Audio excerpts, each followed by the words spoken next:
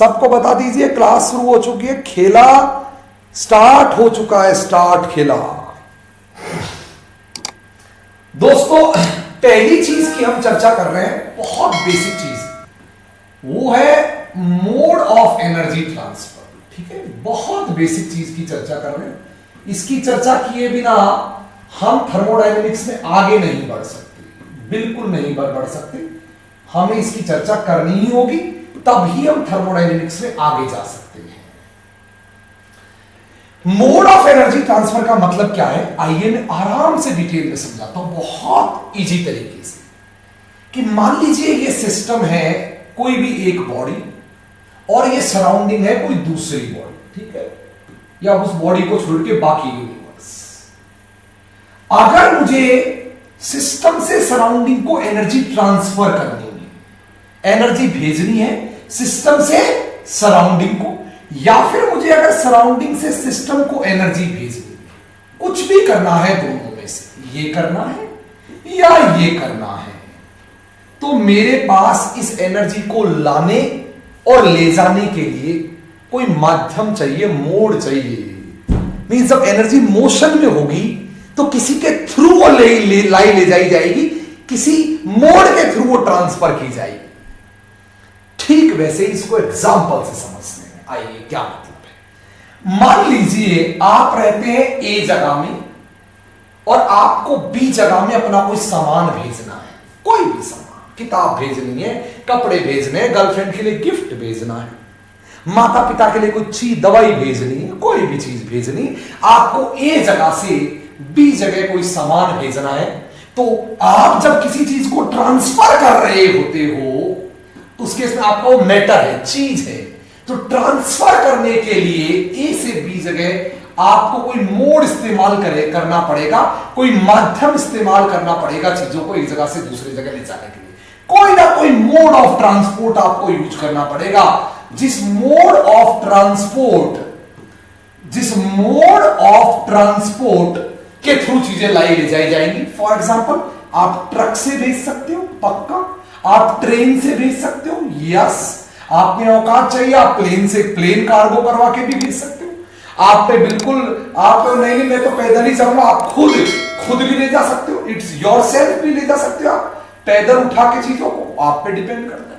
तो ये सब माध्यम है, ये भी एक माध्यम है, ये भी एक माध्यम है, ये भी एक माध्यम है, ये सब मोड्स हैं। किसको, उस चीज को, जो चीज आपकी है उसको यहां से वहां ले जाने के लिए।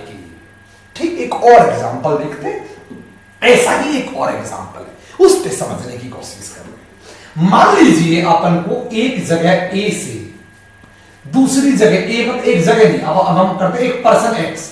मान लीजिए एक पर्सन एक्स है, उसको दूसरे पर्सन वाई को पैसे भिजवाने हैं, पैसे देने हैं। मान लो आपको कैम एकेडमी को देनी है, एक्स को कैम एकेडमी को फीस देनी है, कैम एकेडमी प्राइवेट लिमिटेड को अपनी फी पे करनी है, अपनी फी को पे करना है। ठीक है, फी पे करनी है। फी पे करने का मतलब आपको मनी ट्रांसफर करनी होगी, डेफिनेटली आपको मनी ट्रांसफर करनी होगी। अब इसको ट्रांसफर करने के कई तरीके हो सकते हैं। आप चेक के थ्रू ट्रांसफर कर सकते हो, वेरी गुड, यही बात है, चेक के थ्रू ट्रांसफर हो जाएगा। आप डायरेक्ट कैश डिपॉजिट कर सकते हो, कैश के थ्रू ट्रांसफर कर सकते हो, वेरी गुड, उसके थ्रू ट्रांसफर कर दोगे। आप डीडी बना के पैसा ट्रांसफर कर सकते हो, वेरी गुड, उससे भी पैसा ट्रांसफर हो जाएगा। इट मींस ये जो तीन चीज लिखी हुई है, डीडी, ये कैश डिपॉजिट और ये चेक, ये तीनों मनी नहीं है, तीनों ही मनी नहीं है, ये मनी ट्रांसफर के मोड हैं, तरीके हैं। एक जगह से दूसरी जगह आप मनी ट्रांसफर कर रहे हो, कोई वैल्यू ट्रांसफर कर रहे हो, पैसे की वैल्यू मनी, उसके मोड है, तरीके हैं। ठीक वैसे ही जैसे यहां किसी चीज को भेजने के ये मोड हो सकते हैं, जैसे यहां पैसे को भेजने के ये मोड हो सकते हैं, ठीक ऐसे ही अगर आप किसी सिस्टम से सराउंडिंग या सराउंडिंग से सिस्टम में एनर्जी ट्रांसफर करना चाहते हो तो दुनिया में उसके दो मोड हो सकते हैं। या तो आप हीट के थ्रू ट्रांसफर करोगे, हीट ट्रांसफर करोगे, उससे एनर्जी ट्रांसफर हो जाएगी, या फिर आप वर्क कर दोगे, उससे एनर्जी ट्रांसफर हो जाएगी। यही दो तरीके हैं जिनसे एनर्जी लाई या ले जाई जा सकती है। अब एक बहुत गजब गजब की चीजें सीखते हैं इन्हीं एग्जांपल्स के थ्रू, राइट। इसको मैं कॉपी मार लेता हूं, इसको मैंने कॉपी मार लिया एग्जांपल को, बहुत सुंदर है, ठीक है। इसको मैंने मिटा दिया, कोई एक एग्जांपल लेके समझ लेते हैं। बहुत सुंदर बात है। मुझे एक बात बताओ, चेक का इंपॉर्टेंस कब है? जब चेक आपका जो होता है उसका इंपॉर्टेंस कब है? मनी ट्रांसफर से पहले उसका कोई इंपॉर्टेंस नहीं है। आपके घर में चेकबुक रखी है, उसका कोई महत्व नहीं है, कोई महत्व नहीं है। अगर चेकबुक का ही महत्व होता ना, रखी हुई का, ट्रांसफर के ड्यूरिंग में इंपॉर्टेंस है उसका, ट्रांसफर से पहले उसका कोई इंपॉर्टेंस नहीं है, और ट्रांसफर हो जाने के बाद उस चेक का कोई मतलब नहीं है। इट मींस चेक आपके पास रखा था तब उसका कोई मतलब नहीं था, और जब चेक बैंक में जाने के बाद क्लियर हो गया तो भी उसका कोई मतलब नहीं है। केवल चेक का मतलब है ड्यूरिंग ट्रांसफर। केवल चेक का इंपॉर्टेंस है, चेक का जो भी इंपॉर्टेंस है वो ओनली ड्यूरिंग ट्रांसफर है। जब जब ट्रांसफर हो रहा है केवल तभी उसका मतलब है, उसी वक्त वो मायने रखता है। ठीक ऐसे ही, एकदम ऐसे ही, अगर आप गजब की बात समझना, अगर आप किसी एक स्टेट पे हैं 1 से और दूसरी स्टेट 2 पे जाना चाह रहे हैं, यहां से वहां जाना चाह रहे हैं, थर्मोडायनेमिक्स में हम जा रहे मान लो ऐसे करके, ऐसे यहां, तो जब आप पहली स्टेट पे हैं तब हीट का कोई मतलब नहीं है, बिकॉज हीट अपने पास होती नहीं है। हीट तो केवल ट्रांसफर के ड्यूरिंग ही मतलब होता है, होने का हीट का कोई मतलब नहीं होता, ना वर्क का कोई मतलब है जब यहां है, और जब यहां पहुंच गए तो पहुंचने के बाद भी हीट का कोई मतलब नहीं है और वर्क का कोई मतलब नहीं है। हीट और वर्क का केवल और केवल मतलब ठीक चेक की तरह इस पाथ में है या ड्यूरिंग ट्रांसफर है। यही हीट का मतलब है या वर्क का मतलब है। इसका मतलब ये दोनों डायनेमिक इंपॉर्टेंस है इनका, इन मोशन इंपॉर्टेंस है इनका। इन दोनों कॉन्सेप्ट का इंपॉर्टेंस कहां है? इनका इंपॉर्टेंस है डायनेमिक इंपॉर्टेंट है, डायनेमिक इंपॉर्टेंस है इनका। जब चीज चल रही होती है तब इंपॉर्टेंस है, या इन मोशन इंपॉर्टेंस है। इसका मतलब जब जब एनर्जी इन मोशन होती है, जब जब एनर्जी इन मोशन होती है, चल रही होती है एक जगह से दूसरी जगह, तब ही केवल हीट का और वर्क का इंपॉर्टेंस आता है। एनर्जी जब रहती है किसी में तो हीट और वर्क का कोई मतलब नहीं है। ढंग से समझना, अच्छी तरह समझना, क्लियरली समझना। एक बात तो ये समझ में आई। दूसरी ये, जब ये इस स्टेट पे था तब वर्क हीट का कोई मतलब नहीं था।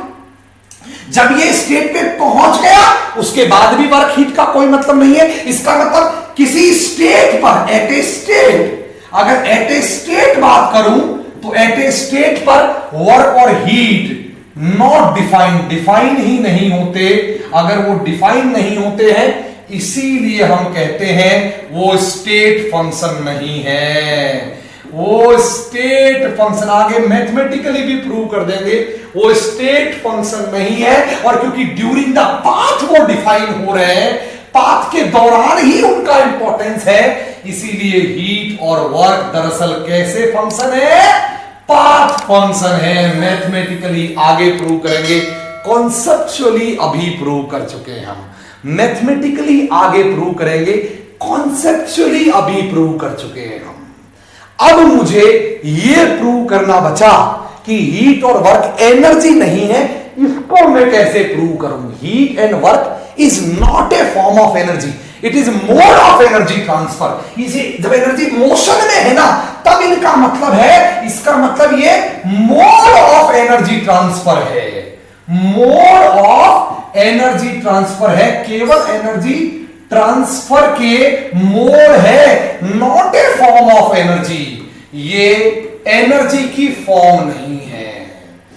अब इसको थोड़ा मुझे प्रूव करना पड़ेगा 3 बातों के थ्रू।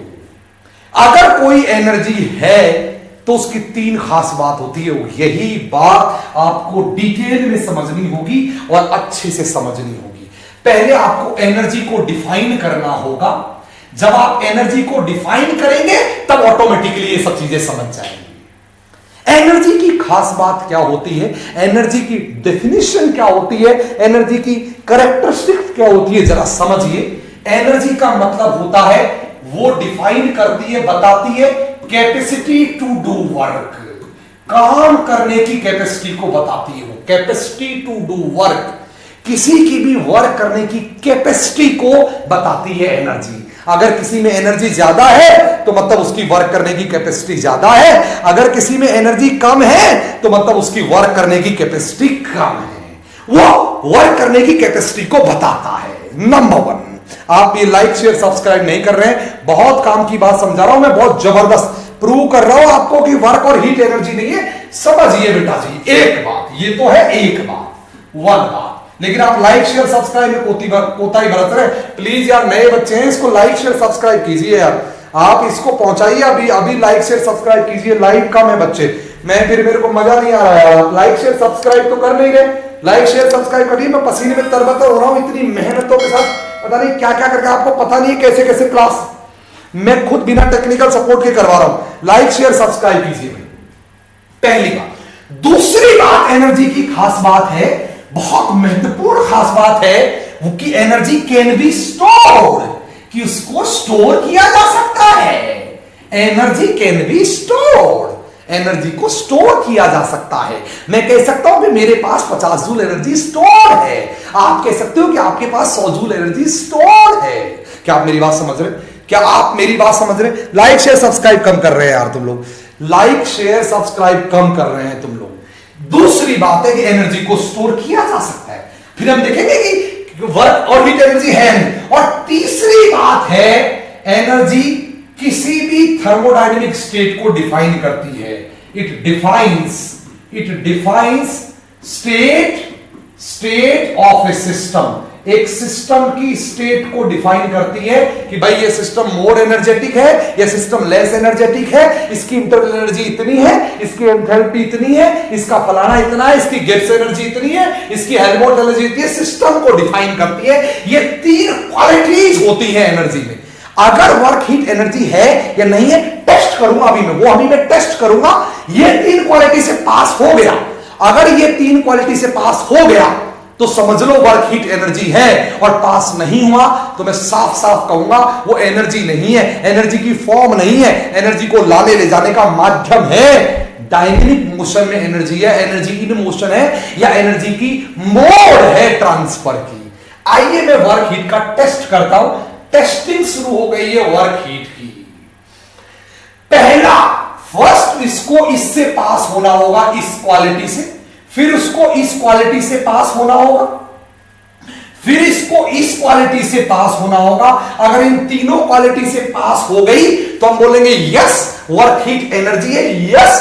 और अगर इनसे फेल हो गई तो हम बोलेंगे सॉरी वर्क हीट एनर्जी नहीं है, ये क्वालिटीज नहीं है वर्क हीट के पास। आइए मैं इस टेस्ट को करवाऊं, आओ आरटीपीसीआर करें हम वर्क हीट का, देखे कोरोना है कि नहीं। वर्क हीट को आरटीपीसीआर टेस्ट करके देख लेते, समझने की कोशिश करते हैं बेहतरीन। दो लोगों में कंपटीशन करवा रहा हूं मैं, एक का नाम है हुसैन बोल्ट, नाम तो सुना ही हो, और दूसरे का नाम है पप्पू। पप्पू मेरा दोस्त है जो जिंदगी में कभी 100 मीटर की रेस भी कभी नहीं दौड़ा, वो है पप्पू, मेरा दोस्त पप्पू। आज की डेट यानी कि आज की तारीख, व्हाटएवर जो भी 28 है, 28 है, कुछ भी, 28 मई को हुसैन बोल्ट थोड़ा आलसी हो गया और वो सुबह सुबह एक्सरसाइज मतलब अपने रनिंग की जो डेली की वो करते हैं ना प्रैक्टिस, वो करने नहीं गया। 28 मई को हुसैन बोल्ट मात्र 1 किलोमीटर रनिंग किया, इतना ही काम किया। मन नहीं था हुसैन बोल्ट का, कहा कि आज मूड नहीं है, मौसम उतना बढ़िया नहीं है, नहीं जाएंगे, सुबह सुबह कुछ और करेंगे, ताका झाकी करेंगे, कुछ और देखेंगे, डांस करेंगे, व्हाटएवर जो भी करेंगे, सोएंगे, लेकिन आज नहीं जाएंगे। और पप्पू जी को नशा चढ़ा, पप्पू जी को चढ़ा नशा। रात देखा उसने वीडियो, तुरंत आया उसको मोटिवेशन, स्वास्थ्य की हो गई उसको चिंता, और वो हाईली मोटिवेट होकर सुबह 5 बजे उठ गया पप्पू, और पप्पू पहुंच गया ग्राउंड में। और जब नया नया मोटिवेशन होता है ना, नया नया मोटिवेशन होता है, तो फिर आदमी पगलेट होता है, पागल हो जाता है। और पप्पू जी आज 28 मई को जाके, और पप्पू जी एक साथ दौड़ लिए भैया 10 किलोमीटर। आज की बात चल रही है, पप्पू जी डेली 10 छोड़ के 10 मीटर नहीं दौड़ते, आज दौड़ लिए। आप मुझे इतना बताएं सब लोग कि पप्पू और हुसैन बोल्ट में आज काम ज्यादा किसने किया, आप बताएंगे। अगर वर्क की परवाह कर रहा हूं मैं, वर्क की बात कर रहा हूं मैं, तो बताओ किसने ज्यादा वर्क किया, किसने ज्यादा वर्क किया 28 तारीख को आज सुबह। तो क्लियर है, अगर ये 1 किलोमीटर दौड़ा तो इसने लेस वर्क किया, बहुत बढ़िया। और ये पप्पू 10 किलोमीटर आज दौड़ गया तो इसने मोर वर्क किया। इसका मतलब इसका वर्क कब है, आज ड्यूरिंग आज के पाथ की बात हो रही है, और इसका वर्क ज्यादा है। अगर ऐसा है और अगर वर्क एनर्जी है तो फिर तो इसकी कैपेसिटी ज्यादा होनी चाहिए, बिकॉज एनर्जी जिसकी ज्यादा उसकी कैपेसिटी ज्यादा। एनर्जी कैपेसिटी को डिफाइन करता है वर्क करने की को, तो इसकी कैपेसिटी तो हाई होनी चाहिए, इसकी कैपेसिटी तो हाई होनी चाहिए, क्योंकि इसका वर्क ज्यादा है, इसकी कैपेसिटी। और इसने वर्क कम किया है तो इसकी कैपेसिटी लो होनी चाहिए। लेकिन आप और मैं जानते हैं पप्पू जिंदगी में कभी हुसैन बोल्ट की कैपेसिटी से मुकाबला नहीं कर सकता। सदा हुसैन बोल्ट की ही कैपेसिटी हाई रहेगी, हुसैन बोल्ट ही हाईली एनर्जेटिक होगा पप्पू से। इसका मतलब वर्क हमें यह बताता है कि अभी कितना काम किया है, यह कभी नहीं बताता कि वो कितना काम कर सकता था या कितना काम भविष्य में कर सकता है। मतलब वर्क कभी भी किसी की कैपेसिटी को नहीं बताता, वो तो खुद ही वर्क है। वर्क करने की कैपेसिटी को क्या बताएगा, वो तो किया हुआ वर्क है। इसका मतलब आप किसी का वर्क देख के उसकी कैपेसिटी को नहीं आंक सकते हो दोस्तों। इसीलिए मैं स्टूडेंट से कहता हूं बार बार कि किसी की मार्कशीट को देख के जज मत करो कि उसकी कैपेसिटी बहुत हाई है। ना, ये तो उसने काम कर लिया, अभी काम किया है ये, इसलिए आपको ज्यादा लग रहा है। कैपेसिटी हो सकता है आपकी बहुत हाई हो, आप पढ़े नहीं थे, वरना आप तो वो जो दूसरा था ना आपके बगल में, शर्मा जी का लड़का, गुप्ता जी का लड़का, उसके ऐसे की तैसे कर सकते थे आपने अपनी कैपेसिटी को वर्क में कन्वर्ट ही नहीं किया, आपने अपनी एनर्जी को वर्क में कन्वर्ट ही नहीं किया, आपने इस्तेमाल ही नहीं किया अपनी एनर्जी आप में बहुत है, कैपेसिटी वर्क करने की बहुत है। इसीलिए किए हुए वर्क से कभी कैपेसिटी नहीं आकी जा सकती। और अगर वर्क किसी की कैपेसिटी को डिफाइन नहीं कर सकता तो मतलब वो पहले टेस्ट में आरटीपीसीआर में फेल हो गया दोस्तों। एनर्जी कैपेसिटी बताती है लेकिन वर्क कभी कैपेसिटी नहीं बताता। उस वक्त किए हुए को बताता है कि इतना कर दिया, ये नहीं बताता कि कितना कर सकता था या कितना करेगा या कितना कर सकता है। इसके बारे में वर्क कभी नहीं बताता। इसका मतलब वर्क पहले ही टेस्ट में फेल हो गया। ओह माय गॉड, अच्छा, बहुत बढ़िया। अब दूसरा, क्या वर्क स्टोर किया जा सकता है? कदापि नहीं। क्या आपने कभी सुना है कोई कहे कि मेरे पास 10 जूल वर्क स्टोर है? ना, वर्क स्टोर नहीं कर सकते। वर्क के थ्रू जो एनर्जी ट्रांसफर हुई है ना, उस एनर्जी को स्टोर कर सकते हैं। वर्क स्टोर नहीं हो सकता है कभी भी। मींस कोई ये कह दे वर्क स्टोर हो जा, मतलब मूर्खता हो गई ना। तो कोई कह दे कि मेरे पास आई हैव 50 जूल वर्क, ये सेंटेंस अपने आप में मूर्खता भरा सेंटेंस है। वर्क रहता थोड़ी है किसी के पास, वर्क स्टोर थोड़ी हो सकता है। वर्क को या तो किया जाएगा या तो करवाया जाएगा, स्टोर नहीं हो सकता। अगर वर्क स्टोर नहीं हो सकता तो आरटीपीसीआर के सेकंड टेस्ट में भी वर्क फेल हो गया। एकदम फेल हो गया दोस्तों। आप लाइक शेयर सब्सक्राइब नहीं कर रहे इसलिए आप भी फेल हो। आप लाइक शेयर सब्सक्राइब नहीं कर रहे हो, आप भी मेरे को निराश कर रहे हो। आप इतनी काम की बात कर रहा हूं। और अभी हाल ही में मैंने कुछ सेकंड पहले ही कि किसी स्टेट पे तो वर्क का कोई मतलब ही नहीं होता, स्टेट पे तो वर्क को डिफाइन कर ही नहीं सकते। चेकबुक का मेरे पास होने का कोई मीनिंग नहीं है, चेकबुक का ट्रांसफर होने के बाद बैंक के पास होने का भी कोई मतलब नहीं है। इंपॉर्टेंस केवल ड्यूरिंग पाथ होता है, स्टेट स्पेस का कोई मतलब नहीं होता, स्टेट पे डिफाइन ही नहीं होता। इसका मतलब वर्क एब्सोल्युटली फेल्ड हो गया एनर्जी टेस्ट में। एनर्जी होने की form of energy test, form of energy test, energy की फॉर्म होने की टेस्ट में वो फेल हो चुका है। इससे साफ साफ कहा जा सकता है, क्लियरली कहा जा सकता है कि हीट और वर्क प्रूव हो गए क्या है, not a form of energy, energy की फॉर्म नहीं है, फॉर्म ऑफ एनर्जी नहीं है, बल्कि वो क्या है, are mode of energy transfer. Energy transfer के सिर्फ मोड है, मोड है जिनका मतलब केवल ड्यूरिंग ट्रांसफर होता है। पहली बात मैंने लाख रुपए की समझा दी आपको, आरटीपीसीआर टेस्ट कर दिया वर्क हीट का। आगे बढ़ते हैं, वर्क हीट के बारे में और डिटेल में जानते हैं। दोस्तों अब मैं वर्क हीट के बारे में अगला जो बात पढ़ा रहा हूं वो मोस्ट इंपॉर्टेंट है। ये तो ठीक है, समझ में आ गया मुझे, बहुत बढ़िया कि हां जी सिस्टम से सराउंडिंग को एनर्जी लाने और ले जाने के तरीके हैं वर्क और हीट। मान लो किसी सिस्टम से, ओ माय गॉड, सराउंडिंग को, ओ माय गॉड, किसी सिस्टम से सराउंडिंग को मान लीजिए 10 जूल एनर्जी ट्रांसफर हुई। मजा आ गया। अब जो अगली चीज पढ़ा रहा हूं ना, ट्रांसफर हुई, वो और भी मजेदार है। तो फिर ये तो हमें पता लग गया, ये हमें मालूम चल गया कि भैया या तो वर्क हुआ होगा, या तो हीट के थ्रू ट्रांसफर हुई होगी, या तो फिर बहुत हुए होंगे। लेकिन हम पता कैसे लगाए हैं? हम ये जो हुआ है ना तीनों में से कोई, इसको क्वालिटेटिवली कैसे डिफरेंशिएट करें? Oh my God. अब अगला प्रश्न है, मोड ऑफ ट्रांसफर्स का डिफरेंशिएशन कैसे होता है?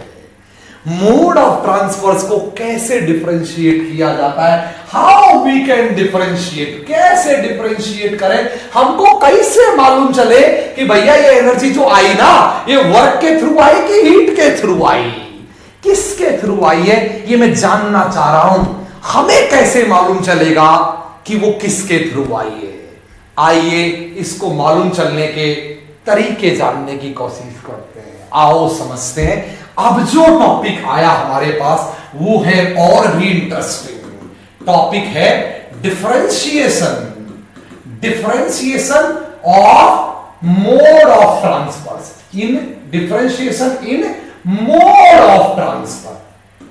ये जो मोड ऑफ ट्रांसफर है Q एंड W, इनमें कैसे डिफरेंशिएट किया जाए, कैसे मालूम चले कि भैया किसके थ्रू आई है? याद रखना, ये केवल और केवल डिफरेंशिएट किए जा सकते हैं ऑन द बेसिस ऑफ, कमाल की बात सुनना ये बात, on the basis of induced motion in surrounding. आहा, ये बात लाख रुपए की बताई मैंने, लाख रुपए की। और ये TIFR का क्वेश्चन है, टिफर का सवाल आ चुका है वर्क और हीट के स्टेटमेंट्स के बारे में, और बहुत ही दिलचस्प सवाल था। अगली क्लास में मैं उस सवाल को लाऊंगा भी, प्रीवियस ईयर में कराऊंगा भी। बड़ा इंटरेस्टिंग सवाल था, कैसे डिफरेंशिएट हो वर्क और हीट, उसका तरीका है। डिफरेंशिएशन केवल होता है किसके बेसिस पे? Induced motion in surrounding. याद रखना, वर्क और हीट जो है ना, ये कॉन्सेप्ट ऑफ सराउंडिंग है। कमाल के। आप कहोगे सर क्या बात कर रहे हो, सर ये क्या बात कर रहे हो यार आप, हमने तो वर्क और हीट सिस्टम के लिए निकाले यार, हमने तो बहुत बार निकाला यार, सिस्टम ने वर्क किया यार 30 जूल सराउंड और सिस्टम में से हीट चली गई 30 जूल, सिस्टम के अंदर हीट आ गई 20 जूल, सिस्टम से हमने वर्क कर दिया 50 जूल। सर हमने तो बहुत पढ़ा है सिस्टम के बारे में। हाँ ये सच है, हाँ ये बहुत बड़ा सच है कि जो वर्क और हीट है ना, बहुत बड़ा सच है, ये can be calculated, can be quantitatively, quantitatively, oh my God, quantitatively, इस शब्द को समझना काम की बात है। क्वांटिटेटिवली कैलकुलेटेड फॉर सिस्टम, ये हम सिस्टम के भी लिए निकाल सकते हैं और सराउंडिंग दोनों के लिए निकाल सकते हैं, लेकिन जब उनको डिफरेंशिएट करने की बारी आए, कैन बी डिफरेंशिएटेड क्वालिटेटिवली, लेकिन अगर उनको क्वालिटेटिवली अगर डिफरेंशिएट करेंगे तो वो केवल on the basis of surrounding कर सकते हैं, केवल सराउंडिंग के बेसिस पे कर सकते हैं, सिस्टम के बेस पे जिंदगी में हम लोग नहीं कर सकते डिफरेंशिएट वर्क और हीट को। इनफैक्ट वर्क और हीट सिस्टम के कॉन्सेप्ट ही नहीं है क्वालिटेटिव, इनफैक्ट वर्क और हीट का सिस्टम से लेना देना ही नहीं है। सीधा हम सीधा सिस्टम के बेस पे वर्क और हीट के बारे में कुछ खास चर्चा, कुछ खास बात, कुछ बेहतरीन कंक्लूजन नहीं निकाल सकते हैं दोस्तों। हाँ यस, और मैं प्रूव करूंगा, बिल्कुल अभी आपके सामने प्रूव करूंगा कि हम कैसे नहीं निकाल सकते, अभी प्रूव करूंगा, अभी इसी वक्त प्रूव करूंगा मैं, इसी वक्त। आइए जरा दोस्तों समझने की कोशिश करते हैं। मान लीजिए एक सिलेंडर है और उस सिलेंडर में कोई गैस भरी हुई है, कोई भी गैस, ठीक है, गर्म गैस है, कोई भी गैस भरी हुई है, और वो सिलेंडर एक पिस्टन असेंबली से जुड़ा हुआ है, कुछ इस तरीके से पिस्टन जुड़ी हुई, सिलेंडर पिस्टन असेंबली जुड़ी हुई, और वो गैस एक्सपांड हो रही है। बहुत बहुत कॉन्सेप्ट इंपॉर्टेंट है, ढंग से समझना दोस्तों। अगर ये गैस एक्सपांड होगी तो ये पिस्टन ऊपर उठेगी, गैस एक्सपांड होगी तो ये पिस्टन ऊपर उठेगी। ओ माय गॉड, ऐसे ऐसे ऊपर उठेगी, बहुत बड़ी, ऐसे ऊपर उठेगी। जब ये पिस्टन ऐसे ऊपर उठेगी तो जो सराउंडिंग में गैस के मॉलिक्यूल हैं, सराउंडिंग में गैस के मॉलिक्यूल हैं, जरा आप बताओ इनको पिस्टन धक्का मारेगी? अगर धक्का मारेगी तो फोर्स किस डायरेक्शन में लग रहा है? फोर्स केवल अपवर्ड डायरेक्शन में लग रहा है। इट मींस इन मॉलिक्यूलों के मोशन एकदम ऊपर की तरफ होंगे, ये ना लेफ्ट जाएंगे ना राइट जाएंगे, बिकॉज फोर्स जिस डायरेक्शन में लगेगा डिस्प्लेसमेंट भी वही होगा, तो ये ऊपर की तरफ जाएंगे, ऊपर की तरफ जाएंगे।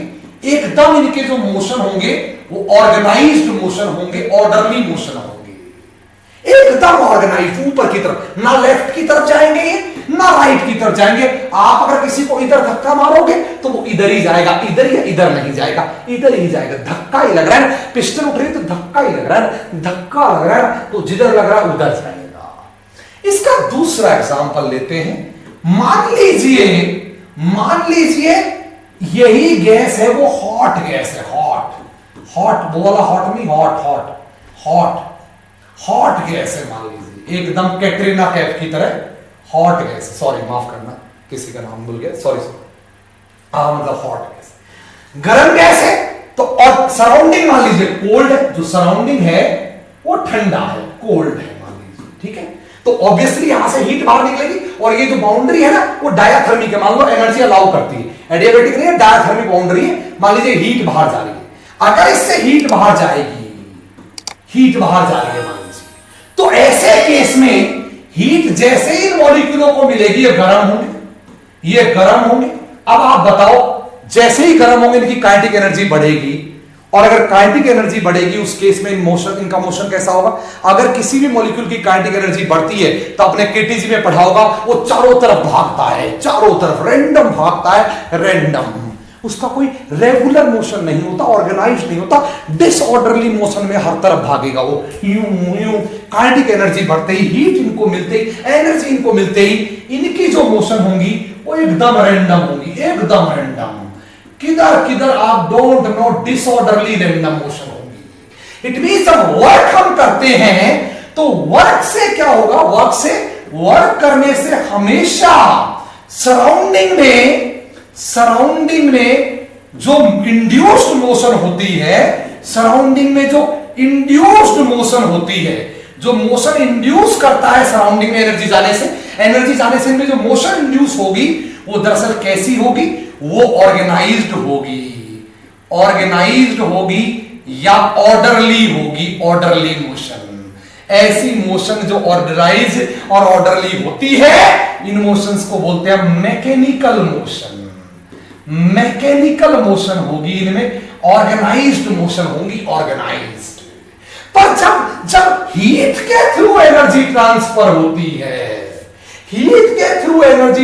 होती है, तो जो सराउंडिंग होता है ना जनाब, उस सराउंडिंग में जो इंड्यूस्ड होती है मोशन, एनर्जी ट्रांसफर होने से हमेशा मोशन इंड्यूस होगी।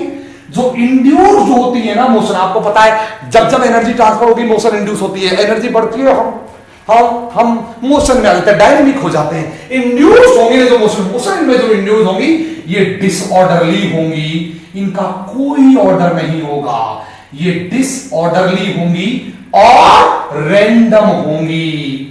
ऐसी मोशंस को क्या कहते हैं? ऐसी मोशंस को जनाब कहा जाता है थर्मल मोशन। कौन सी मोशन बेटा जी? थर्मल मोशन इंड्यूस होंगी। इट मींस क्लियरली डिफरेंशिएट कर सकते हैं हम सराउंडिंग के बेसिस पे। अगर हमें डिफरेंशिएट करना है जनाब वर्क और हीट को, तो वो डिफरेंशिएशन क्लियर है, एकदम क्लियर है। वर्क और हीट को डिफरेंशिएशन करना है तो वर्क वो मोड है एनर्जी ट्रांसफर का, वर्क वो मोड है एनर्जी ट्रांसफर का जिससे एनर्जी ट्रांसफर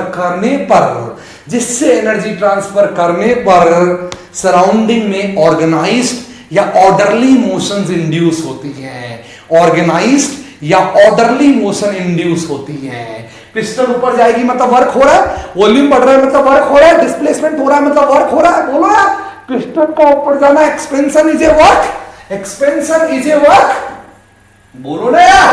तो वर्क में ऑर्डरली मोशन इंड्यूस हो रही है, पर जब हीट के थ्रू एनर्जी ट्रांसफर होती है तो सराउंडिंग में मोशन तो इंड्यूस होती है, पर वो ऑर्गेनाइज्ड और ऑर्डरली नहीं होती, वो डिसऑर्डरली और रैंडम मोशन होती है, थर्मल मोशन होती है। इट मींस अगर आपको दुनिया में कहीं भी वर्क और हीट को डिफरेंशिएट करना हो, कमाल ही हो गया। अगर आपको वर्क और हीट को डिफरेंशिएट करना हो, कहीं भी डिफरेंशिएट करना हो वर्क और हीट को, तो एक लाइन में डिफरेंशिएशन बोल सकते हो इंड्यूस्ड कैसी मोशन इंड्यूस करेगा? Induced orderly and organised motion in surrounding. सारा कॉन्सेप्ट केवल सराउंडिंग का है। और अगर हीट है तो इसको क्लियरली कह सकते हो ये इंड्यूस्ड करेगा, इंड्यूस्ड डिसऑर्डरली और रैंडम मोशन। किसमें रैंडम मोशन? सराउंडिंग में। खेला सारा सराउंडिंग का ही है, खेला सारा सराउंडिंग का है।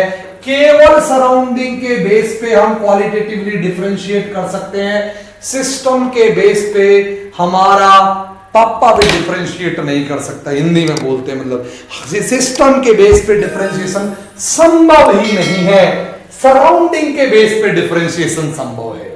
और ये मैं प्रूव करूं ये डिफरेंशिएशन सिस्टम के बेस पे क्यों नहीं हो सकता? क्यों? हीट और वर्क सराउंडिंग के कॉन्सेप्ट है, सिस्टम के कॉन्सेप्ट नहीं है। ये बात हमको एंट्रोपी कैलकुलेशन में बहुत काम आएगी, बहुत याद करो। जब आप डेल्टा एस निकालते हो रिवर्सिबल इरिवर्सिबल प्रोसेसेस में, कभी याद करो बहुत दिक्कतें होती है। क्यों इरिवर्सिबल प्रोसेस में क्यों रिवर्सिबल लेना पड़ता है? वहां सब मेरी एक बात आपको याद आएगी, एक बात मेरे एक कॉन्सेप्ट आपको याद आएगा। Reversible adiabatic, reversible isothermal, irreversible adiabatic, irreversible isothermal, जिसमें आप एंट्रोपी निकालते हैं ना आइडियल गैसेस के लिए, कभी जीरो आ रही कभी जीरो नहीं आ रही, बड़ा कंफ्यूजिंग होता है, दिमाग खराब होता है। वो सारे कंफ्यूजन दूर हो जाएंगे अगर ये बेस बना के हम चलेंगे। एक बात पानी की तरह क्लियर हो जाएगी, एक बात प्रूव करता हूं सिस्टम के बेस पे क्यों नहीं कर सकते, एकदम आराम से स्मूथली पानी की तरह प्रूव करूंगा। लाइक शेयर सब्सक्राइब बने रहने चाहिए यार, वो जरूरी है, वो मेरी एनर्जी है, जैसे आपकी एनर्जी होती है वैसे वो मेरी एनर्जी है। बीच बीच में मैं देख रहा हूं लाइक शेयर सब्सक्राइब बने होने चाहिए, वो मुझे भी थोड़ा एनर्जी चाहिए होती है, पसीने में लथपथ हूं, थोड़ा तो चाहिए होता है ना, encouragement, energy, whatever you can say it. आइए मैं प्रूव करना शुरू करता हूं, करते हैं इसको। मान लीजिए उल्टा खेल खेलते हैं हम वर्क। मान लो इस बार गैस कंप्रेस हो रही है, मान लीजिए पिस्टन को दबा रहे हैं हम, ऊपर से फोर्स लगा रहे हैं, पिस्टन में ऊपर से फोर्स लगा रहे हैं, कुछ वेट रख दिया हमने, वेट, ठीक है, हमने वेट रख दिया और उसको दबा रहे हैं, कंप्रेशन हो रहा है। यहां एक गैस भरी हुई है और इस गैस का कंप्रेशन हो रहा है। आपको पता है कंप्रेशन हो चाहे एक्सपेंशन हो, दोनों ही केस में वर्क होगा, बिकॉज कंप्रेशन का मतलब भी है वॉल्यूम चेंज होना, और जब जब वॉल्यूम चेंज होगा तो वर्क होगा, पक्का 100% वर्क होगा। वॉल्यूम चेंज होगा तो वर्क होगा। आप जब पिस्टन रख इस पे वेट रखेंगे तो वर्क होगा। अब जरा दोनों के मोशनों को समझने का कोशिश करो, दोनों के मोशन। ये मैंने हरे बनाए हैं सराउंडिंग के मॉलिक्यूल्स, सराउंडिंग के मॉलिक्यूल्स या पार्टिकल्स, व्हाटएवर जो भी बनाए, वेट जो रखा है मैंने, सराउंडिंग के मॉलिक्यूल बोल दो, पार्टिकल बोल दो, वेट बोल दो, व्हाटएवर। और अंदर में लिख रहा हूं, अंदर में बना रहा हूं जनाब, अंदर में बना रहा हूं सिस्टम के मॉलिक्यूल्स, गैस जो भरी है ना उसके मॉलिक्यूल। ये है सिस्टम के मॉलिक्यूल, ये है सिस्टम के मॉलिक्यूल्स। अब आप एक बात बताओ, वर्क हो रहा है तो सराउंडिंग वाले किस तरफ जा रहे हैं, उनका तो फिक्स है, अभी भी उनकी मोशन तो एकदम ऑर्गेनाइज्ड है, वो नीचे की तरफ ही जा रहे होंगे गारंटी से। अगर ये नीचे की तरफ ना जाके इधर उधर जाएंगे तो पिस्टन दबेगी नहीं, गारंटी से उनकी मोशन तो अभी भी ऑर्गेनाइज्ड ही है, अभी भी ऑर्डरली ही है, नीचे की तरफ है, फिक्स है, ऑर्गेनाइज्ड है, ऑर्डरली है, बिल्कुल सिस्टम की तो सॉरी सराउंडिंग की तो, सराउंडिंग का तो अभी भी परफेक्ट है खेला, अभी भी उसकी मोशंस तो परफेक्ट है खेला, बिल्कुल फिट बैठ रही है वर्क के अकॉर्डिंग। लेकिन जैसे ही यहां इनकी मोशन देखोगे आपको पता है, जैसे ही ये पिस्टन इसको दबाएगी वॉल्यूम डिक्रीज होगा, और वॉल्यूम जब जब डिक्रीज होता है मेरे प्यारे दोस्तों, आप मुझे पता है प्रेशर इंक्रीज होता है। पीवी बराबर एनआरटी, हमको पता है आइडियल गैस इक्वेशन या equation of state for ideal gas, we know it very well. मान लीजिए आइसोथर्मल की बात कर रहे हैं, मान लीजिए टेम्परेचर कांस्टेंट है, थोड़ी देर के लिए टेम्परेचर की चर्चा नहीं कर रहे, तो अगर इस टेम्परेचर की चर्चा नहीं कर रहे हैं और अगर वॉल्यूम घटेगा तो प्रेशर डेफिनेटली बढ़ेगा, प्रेशर बढ़ेगा, प्रेशर बढ़ेगा, प्रेशर बढ़ेगा, तो ये जो है आपको पता है ये अब तेज तेज जोड़ेंगे, इनकी काइनेटिक एनर्जी बढ़ जाएगी इनडायरेक्टली, और अगर काइनेटिक एनर्जी बढ़ जाएगी, रैंडमाइज होकर बढ़ जाएगी, तो इनके मोशन कैसे होंगे, ये तो गैस है, ऐसे केस में जब इनकी एनर्जी बढ़ेगी तो इनके मोशन तो स्टिल रैंडम होंगे। इट मींस क्लियर सी बात है, अगर आप सिस्टम के मॉलिक्यूलों के मोशन देख के बताने लगो तो आप जिंदगी में नहीं बताओगे कि ये वर्क है। सिस्टम तो अभी भी रैंडमाइज्ड मोशन हो रहे हैं, रैंडमाइज्ड इंड्यूस हो रहे हैं सिस्टम में, तो सिस्टम में तो रैंडमाइज इंड्यूस्ड हो रहा है, इसका तो सिस्टम के बेस पे क्वालिटी ऑफ मोड नहीं बताया जा सकता, गलत आंसर आएगा, क्योंकि क्वालिटी ऑफ मोड दरअसल सराउंडिंग के कॉन्सेप्ट है, सिस्टम के कॉन्सेप्ट ही नहीं है। प्रेशर बढ़ेगा तो फास्ट भागेंगे, कोलिजन्स बढ़ेंगे, बोलो बेटा जी, तेज तेज दौड़ेंगे, तो ऐसे केस में हम इससे नहीं बता सकते, सराउंडिंग के मोशन से ही ऑलवेज एक्सप्लेन कर सकते हैं। हैंस प्रूव ये सराउंडिंग का कॉन्सेप्ट है, सिस्टम का कॉन्सेप्ट नहीं है। दोस्तों जबरदस्त बात मैंने